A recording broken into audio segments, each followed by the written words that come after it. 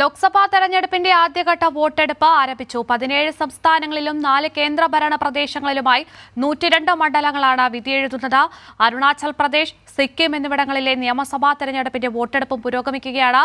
ജിൽബിയുണ്ട് കൂടുതൽ വിശദാംശങ്ങളുമായി. ജിൽബി, എങ്ങനെയാണ് പോളിംഗ് പുരോഗമിക്കുന്നത്? കീർത്തി, ലോക്സഭാ തെരഞ്ഞെടുപ്പിന്റെ ആദ്യഘട്ട വോട്ടെടുപ്പ് ഇപ്പോൾ പുരോഗമിക്കുകയാണ്. ഇപ്പോൾ 9 മണിവരെയുള്ള പോളിംഗ് ശതമാനം പുറത്തു വന്നപ്പോൾ അതിലിപ്പോൾ മിസോറാമിലാണ് ഏറ്റവും കൂടുതൽ പോളിംഗ് ശതമാനം രേഖപ്പെടുത്തിയിരിക്കുന്നത്. അതായത് 17.43%.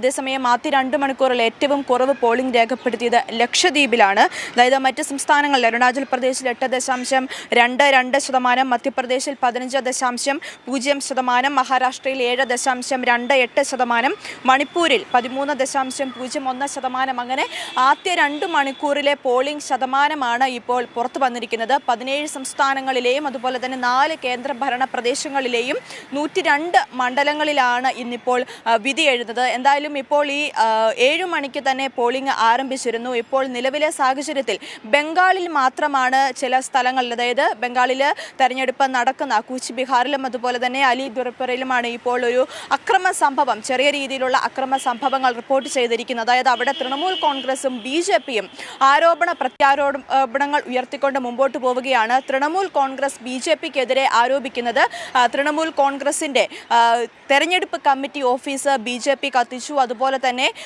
ബൂത്ത് ഏജന്റുമാരെ ആക്രമിച്ചു തുടങ്ങിയ ആരോപണങ്ങൾ തൃണമൂൽ കോൺഗ്രസ് BJPക്കെതിരെ ഉന്നയിക്കുമ്പോൾ BJP തിരിച്ച്, അതായത് BJP പ്രവർത്തകരെ ആക്രമിക്കാനുള്ള ശ്രമം തൃണമൂൽ കോൺഗ്രസ് നടത്തുന്നു. അതുപോലെ തന്നെ അവരുടെ പാർട്ടി പ്രവർത്തകരുടെ വീടുകളിൽ ആക്രമണം നടത്തുന്നു. അതുപോലെ തന്നെ പാർട്ടി പ്രവർത്തകരുടെ വീടുകളിൽ അക്രമം നടത്തി അവിടെ അങ്ങോട്ട് പാർട്ടി പ്രവർത്തകരെ ഈ പോളിംഗ് സ്റ്റേഷനുകളിലേക്ക് എത്തിക്കാനുള്ള ശ്രമം തടയുന്നു, വോട്ടർമാരെ ഭീഷണിപ്പെടുത്തുന്നു തുടങ്ങിയ ആരോപണങ്ങൾ BJP തൃണമൂൽ കോൺഗ്രസിനെതിരെയും ഇപ്പോൾ ഉന്നയിക്കുകയാണ്.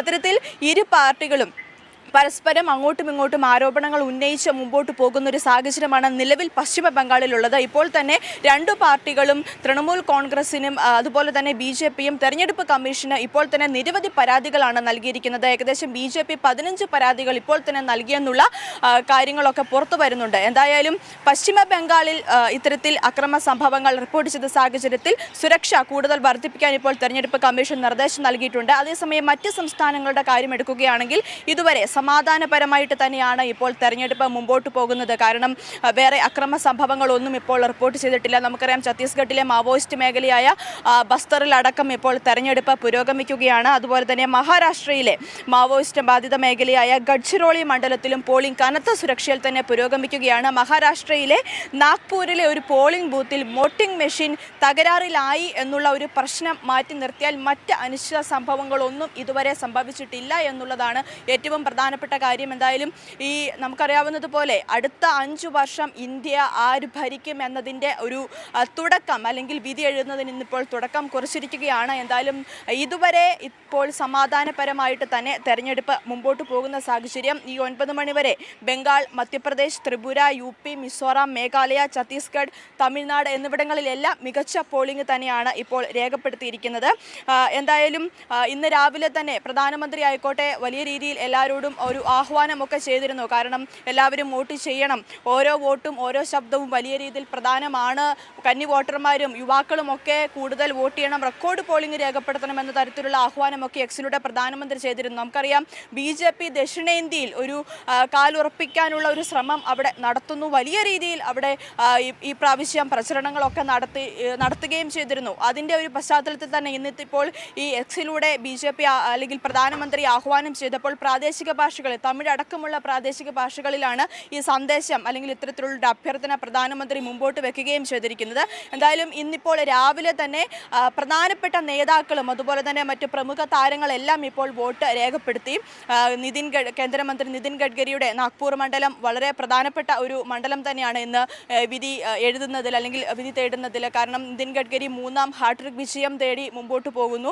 അതുപോലെ തന്നെ മധ്യപ്രദേശിലെ കമൽനാഥിൻ്റെ മകൻ നകുൽനാഥ് ജനവിധി തേടുന്നു. അങ്ങനെ രാജസ്ഥാനിൽ CPIM നേതാവ് അമ്രാറാം ജനവിധി തേടുന്നു. അങ്ങനെ പ്രമുഖ നേതാക്കൾ എല്ലാം ഈ ആദ്യഘട്ടത്തിൽ തന്നെ ജനവിധി തേടുന്നത് എന്നതും ശ്രദ്ധേയം. അതുപോലെ തന്നെ പ്രമുഖ നേതാക്കളെല്ലാം രാവിലെ തന്നെ ഇപ്പോൾ വോട്ടും രേഖപ്പെടുത്തിയിട്ടുണ്ട്. നമുക്കറിയാം ദക്ഷിണേന്ത്യയിലും അതുപോലെ തന്നെ എല്ലായിടത്തും ഈ വേനൽക്കാലം അല്ലെങ്കിൽ ചൂട് ശക്തമായിരിക്കുന്ന ഒരു സാഹചര്യമാണ്. അതിനാൽ തന്നെ രാവിലെ തന്നെ എല്ലാവരും എത്തി വോട്ട് രേഖപ്പെടുത്തി പോകുന്ന ഒരു കാഴ്ച തന്നെയാണ് കാണുന്നത്. എന്തായാലും നീണ്ട നിര തന്നെയാണ് പോളിംഗ് ബൂത്തുകളിലെല്ലാം കാണാൻ സാധിക്കുന്നത്.